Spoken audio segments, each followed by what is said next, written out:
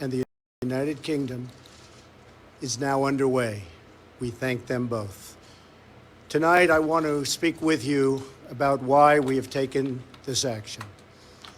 1 year ago, Assad launched a savage chemical weapons attack against his own innocent people. The United States responded with 58 missile strikes that destroyed 20% of the Syrian Air Force. Last Saturday, the Assad regime again deployed chemical weapons to slaughter innocent civilians, this time in the town of Douma, near the Syrian capital of Damascus. This massacre was a significant escalation of chemical weapons use by that very terrible regime. The evil and the despicable attack left mothers and fathers, infants and children thrashing in pain and gasping for air. These are not the actions of a man. They are crimes of a monster instead. Following the horrors of World War I a century ago, civilized nations joined together to ban chemical warfare. All right, I'm just going to stop it right there. This is live, folks. Okay, so I got everything together I could. About 20 minutes ago, they announced that they were launching an attack. Here you have the president building on the lies and rhetoric of last year. Again, Mattis came out in February and said they had no evidence that Assad gassed his own people, that he used sarin gas. And yet here we are today with a repeat attack that no one's been able to prove. We're going to get to that after this nonsense. And here it goes. It's okay that Russia said they're going to strike us, that they're showing on television, they're preparing for nuclear war with the United States. Let's go back to Trump. National power, military, economic, and diplomatic. We are prepared to sustain this response until the Syrian regime stops its use of prohibited chemical agents. I also have a message tonight for the two governments most responsible for supporting, equipping, and financing the criminal Assad regime. To Iran and to Russia, I ask, what kind of a nation wants to be associated with the mass murder of innocent men, women, and children? The nations of the world can be judged by the friends they keep. No nation can succeed in the long run by promoting rogue states, brutal tyrants, and murderous dictators. In 2013, brutal dictators, tyrants. This is unbelievable. This is unbelievable. This isn't poking the bear. We had Pompeo on television this week admitting to the killing of hundreds of Russian mercenaries, of military contractors. That's not enough. That's not enough. That's not enough for the red flag. We had Mattis in those hearings saying he thinks there was a chemical attack. They haven't even confirmed there was a chemical attack to begin with. And he admits, even if they had their people on the ground there, they wouldn't be able to tell whether Assad did it. Remember, Assad denied all this stuff in 2017. Videos over at the WeAreChange.org Facebook page if you don't believe me. Let's go back to Trump, huh? Most powerful economy in the history of the world. In Syria, the United States, with but a small force being used to eliminate what is left of ISIS, is doing what is necessary to protect the American people. Over the last year, nearly 100% of the territory once controlled by the so-called ISIS Caliphate in Syria and Iraq has been liberated and eliminated. So we have what we wanted. The United States has also rebuilt our friendships across That's not what we wanted. the Middle East. No, that's not what we wanted at all. We want those oil fields, baby. We want a little puppet that's going to go to the IMF and the World Bank and join the globalist society. For the resources, equipment, and all of the anti-ISIS effort. Increased engagement from our friends, including Saudi Arabia, the United Arab Emirates, Qatar, Egypt, and others can ensure that Iran does not profit from the eradication of ISIS. America does not seek an indefinite presence in Syria under no circumstances. As other nations step up their contributions, we look forward to the day when we can bring our warriors home, and great warriors they are. Looking around our very troubled world, Americans have no illusions. We cannot purge the world of evil or act everywhere there is tyranny. 2 weeks ago, 2 weeks ago and a day, 15 days ago, this guy was in Ohio telling us it was time to go. He's sitting here admitting they've done what they've wanted. And I just saw the super chat. Apparently, it's already happened. 20 minutes ago. 20 minutes ago, France, the United States, and Britain have launched attacks. I've got this one right here from Happy Zorro. We are pawns of Israel. The hypocrisy, lies are making my head split. And remember, John Bolton, the guy that's sitting by his side, applauded the Israeli strike in 2007 on Syria. That happened. More than 1 million people had been killed or injured by chemical weapons. We never want to see that ghastly specter return.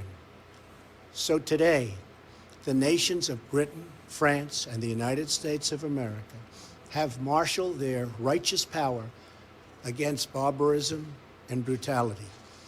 Tonight, I ask all Americans to say a prayer for our noble warriors and our allies as they carry out their missions. We pray. Really? What about for all the children and the women and the innocent men that are in Syria that are going to get smart bombed to hell? What about the people in our side that are now going to be Russian targets of military aggression? This is getting hot, folks. We don't know how far it's going to go.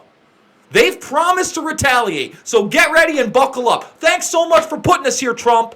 Awesome. Awesome. So happy you did this. So here it is. Trump says U.S. has launched military strikes against Syria. And you know what? It doesn't matter that yesterday Mattis had this to say. Well, this is unbelievable. Oh, what do we got? Action that the administration might eventually decide to take. Congresswoman, I don't want to get, as you'll understand, into the details of a potential decision by the Commander-in-Chief due to this latest attack, which is absolutely inexcusable. I believe there was a chemical attack, and we're looking for the actual evidence. The OPC. All right, let's stop it right there. I believe there was an actual chemical attack. We're looking for the evidence. They don't even know it happened. They don't even know it happened. George Galloway was out on his radio show, ex-member of parliament over in the UK, and he was the first one to really come out and say this other than the Russian government. Said they had no evidence that a chemical attack had even happened. So I'm going to play it back. I'm going to run it back. This is just yesterday. Okay? Goes a little further, too, just to let you know.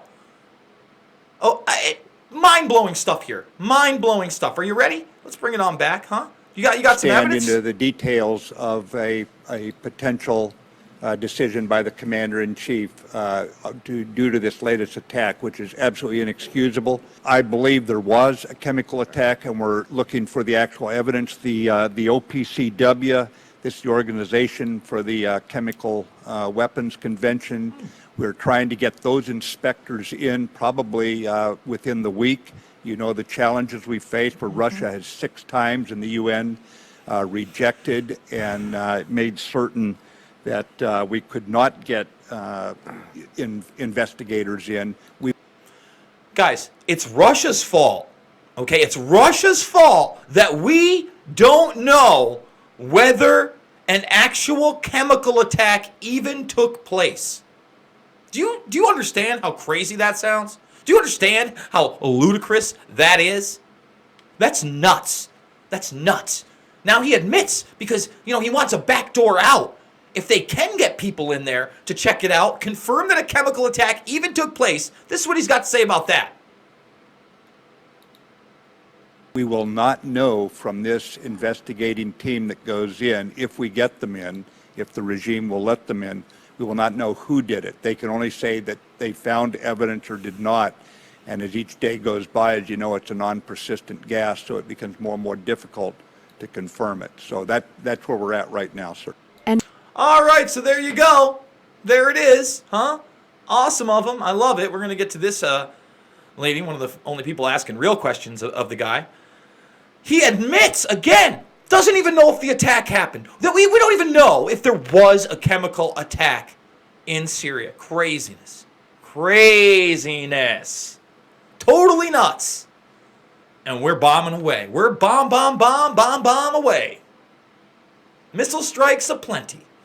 Now, Tulsi Gabbard, obviously we know the answers to some of these questions now that this has happened. You know, I was getting ready to go live. I was getting ready to go live in about an hour. You know, I've got my two nieces in the other room. They're watching a movie. We're having our Friday night together. You know, they don't have to go to school tomorrow, so you think it's going to stay up a little later. I was getting ready to go over all this other stuff with Mattis and Tulsi Gabbard and the latest. And I flip my phone, and we're 10 minutes deep in missile strikes over in Syria. So let's get to Tulsi, because, again, she's asking some real questions, God forbid. You know, rising star for the truth. Somebody who doesn't seem to care about the left or the right or the war machine, but seems to care about right and wrong. It's pretty amazing stuff. It really is.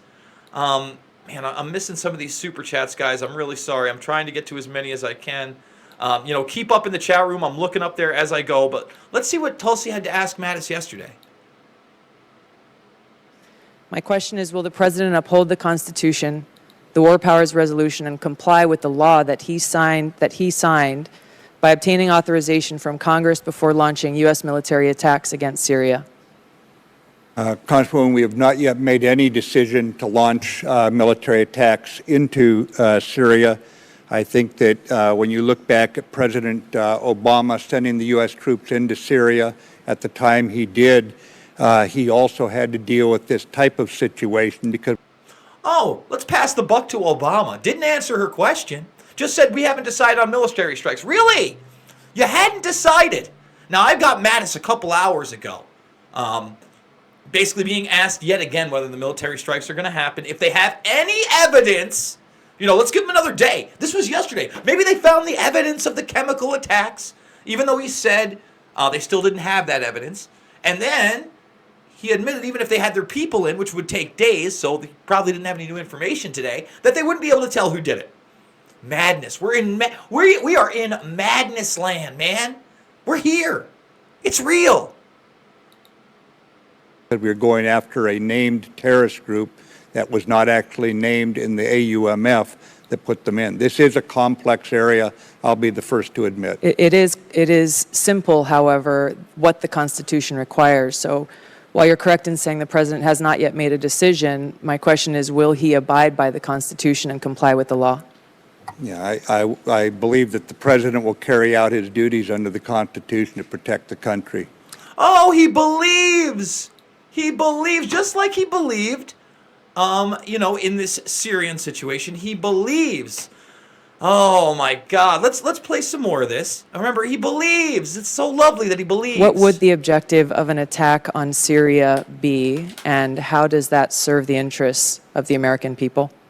I don't want to talk about a specific attack that is not yet in the offing, knowing that these are decisions. This would be pre-decisional. Again, the president has not made that decision. However, looking at the Chemical Warfare Convention, I think it's by far in the best interest of civilization, certainly in the best interest of America, that convention be obeyed by the nations that have signed it. And what has happened in Salisbury, England, and now has happened in Syria again shows that this is not an idle concern. So if the decision is made, as you have stated publicly, you're laying all the options on the table for the president. If the decision is made to launch a military attack against Syria, Russia has already responded, saying that they would respond to our U.S. strike. As this action is considered, can you justify for the American people how going to war with Russia over Syria serves the interests of the American people? No, Congresswoman, I can't answer that question. I'm not ready to speculate that would happen. He's not Would you not ready say that to it is a speculate highly- that would happen. All right, let's get it straight here. Oh, this one's tough, guys. I'm not happy. I'm not a happy camper, I gotta tell you. I'm pretty upset. She's saying, hey, you know what? Russia said it's happening. It's on. Well, what are you thinking? What are you thinking? And he's like, well, I'm not ready to speculate on that. We don't really think that Russia's going to do anything. They're preparing their citizens for nuclear war with the United States, but, we're not prepared for that scenario if Russia, isn't bluffing. Let's go back to Tulsi. Likely occurrence given what Russia has stated directly, that they will respond? No, Congresswoman, I would not. And there's a lot of ways to respond to the violation of the Chemical Weapons Convention, diplomatically, economically, militarily. Sure. That taken in total would represent, I think, what we have to do in this world if we're going to turn it over. Again, avoiding the question. We could do a lot of things diplomatically. We could do a lot of things politically. Really? When Russia starts launching missiles at U.S. troops or U.S. citizens or U.S. allies, we're going to be able to handle. We're going to handle that with economic sanctions. That's what we're going to do. Come on, Mad Dog. You know better than that. That's nonsense. That's Johnny nonsense. In accordance with international norms and international law. One last question. The 2001 AUMF is the authorization with which our U.S. forces are in Syria today. While there's been much progress made in the counter-ISIS campaign, and they're close to being defeated in Syria, Al-Qaeda has grown stronger. Brett McGurk stated just over a year ago that al-Nusra is now Al-Qaeda's largest formal affiliate in history. So Al-Qaeda has grown stronger in Syria. Mm-hmm. Why is this, and why have our U.S. policies not gone after Al-Qaeda in Syria? Well, our policy is... Well, let me just stop you there. Our policy is they're our ally. Actually, they're a creation of the CIA out of the Mujahideen in the 80s. And we used them for a boogeyman for some time with the United States people. But when that started to wear off, we needed a new one to rebrand it with. So we created ISIS. And in actuality, we used both groups to destabilize the region in Syria as a pretext to go in militarily for this ultimate end of the military strikes we're now involved in as of less than an hour ago. That's the truth. That's what's going down. And I'm sorry I'm screaming in the microphone. I'm sorry my face is beet red, but I am pissed. I am pissed. I was hoping that, this president of ours, and let's read this one right here. This is super chat, needs to be read. Trump was defeated by the deep state. He did not want to be a martyr, therefore he is a coward. Now he wants to ride out those last 15, 20, 25 years he's got to live. You bet he does. And again, I said it from the beginning. I said we have to watch this guy, especially with military stuff. He seems to be pro-police state, pro-surveillance state, pro-war. He surrounded himself with Goldman Sachs. He obviously didn't find many allies within his cabinet, or it wouldn't have been Firetown every 1 to 2 months. So all you people out there that are watching this broadcast, I am here to implore you to stop believing in fairy tales like QAnon and get motivated. Again, I reported on a story yesterday where they have 800 protests ready to go in this country if Trump rightfully fires Mueller or Rosenstein, which he should do. I'm not anti-Trump. I'm anti-fiction. I'm anti-lies. I'm anti-unjust military action. So they got their protests ready. There were barely anybody out there on Downing Street. I tried to share it earlier. And you know who? Iranian television was the only television that was showing even this pitiful protest down on Downing Street about the Syrian war. So let's let Mattis finish up with his lies about Al-Qaeda and where we're going, because we're at war, baby. Here it is. Here it is. Let's see what Russia does. This is unbelievable. In Syria, which is a very complex battle space, Congresswoman, that where they're located right now, we do not want to go up into another part of Syria. We're doing this by, with, and through our partner forces. They do not have the capability to move into that region. Oh, they don't have the capability. Well, until we fund them. Oh, and we'll do that. Don't worry. That's not a problem. We'll take care of all that for you. Great. So we watched Trump, and I want to play this video for you. This shows what you get when you're the former commander of British forces in Iraq. Thank you, gentlemen, for your service. Okay. Oh, The president has indicated recently his intention to launch. So here we go. This is another good one, huh? Yeah. You remember, you're not allowed to tell the truth on the BBC. Do you think anything what we've heard from either Sergei Lavrov or indeed the Russian ambassador has made it more difficult for the UK to launch any kind of attack without putting it to Parliament? Yeah, I think quite apart from all that, the debate that seems to be missing from this is, and this was actually mentioned by the ambassador, was what possible motive might have triggered Syria to launch a chemical attack at this time in this place. The Syrians are winning. Don't take my word for it. Take the American military's word for it. General Virgil, the head of CENTCOM, he said to Congress the other day, Assad has won this war, and we need to face that. So, and then you got last week the statement by Trump, or the tweet by Trump, that America had finished with ISIL and we were going to pull out soon, very soon. And then suddenly you get... Okay, I'm very sorry. You've been very patient waiting for us, but we do need to leave it there. I'm very sorry. Thank You're you very not much indeed. allowed More to come on talk Sky News. Do stay tuned. about things that aren't pro-war. Don't you understand? And by the way, this is something we have over there. We got these little memes going on. They're just, small little quotes. This one's from Putin. People are always teaching us democracy, but the people who teach us democracy don't want to learn it themselves. Well, Vladimir, it's tough. It's tough to disagree with that. Oh, and here we go again. I'm going to go back to this video because I'm going to have to clean this up one more time, but I want to play it again. Again, just yesterday. This is what Mattis had to say. I don't want to get, as you will understand, into the details of a potential decision by the commander-in-chief due to this latest attack, which is absolutely inexcusable. I believe there was a chemical attack, and we're looking for the actual evidence. The OPCW,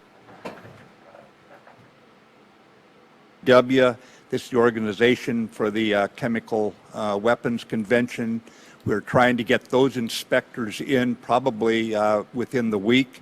The challenges we face, where Russia has 6 times in the UN Let's blame it on Russia. And made certain that we could not get investigators in. We will not know from this investigating team that goes in, if we get them in, if the regime will let them in, we will not know who did it. They can only say that they found evidence or did not.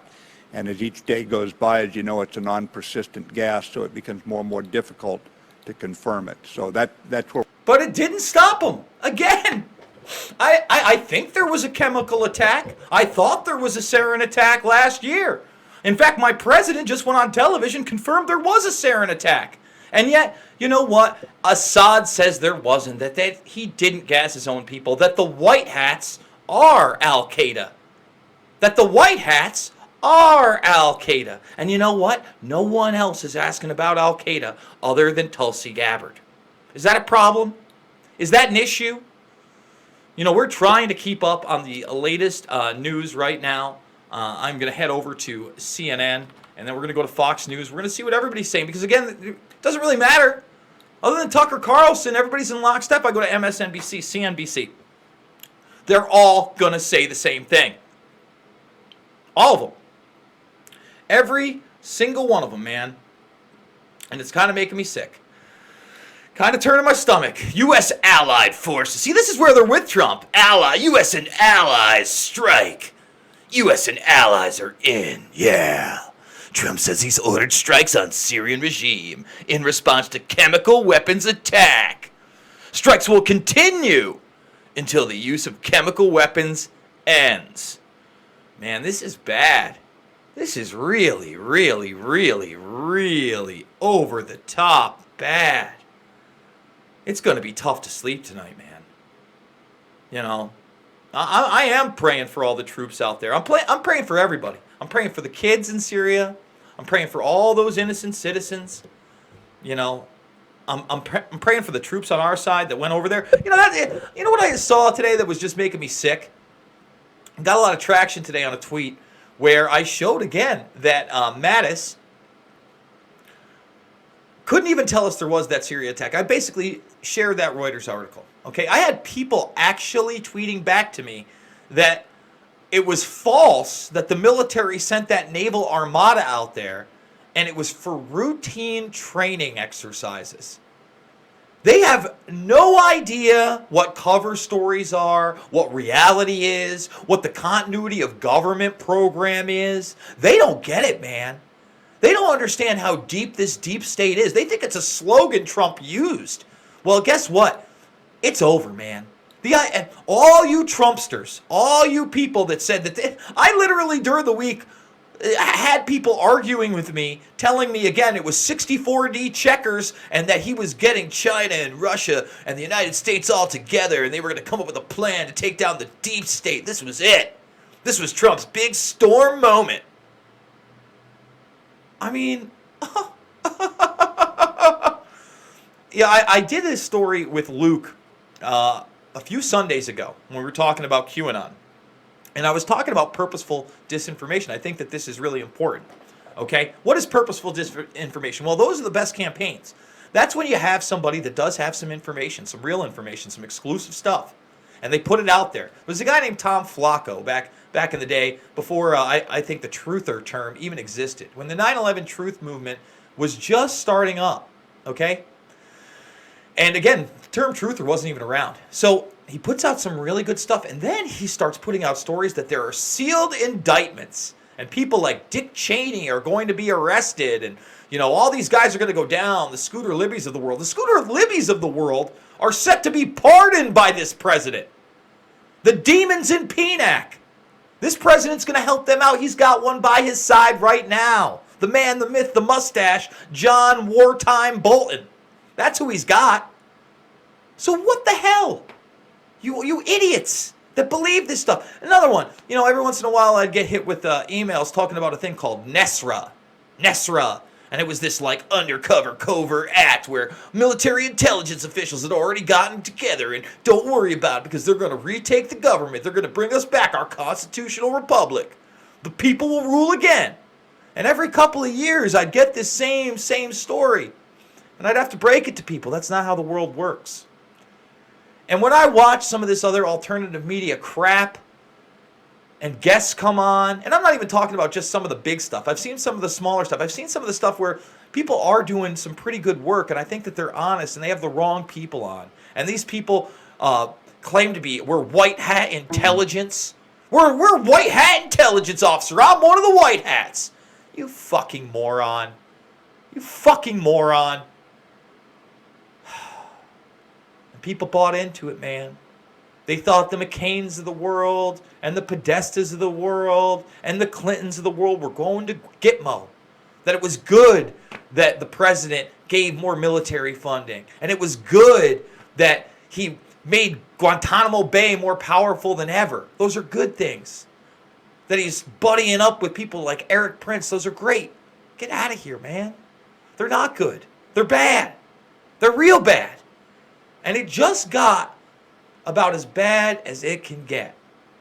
And I pray to God that Russia can hold back, can somehow hold back, and not launch a full-scale war against the United States.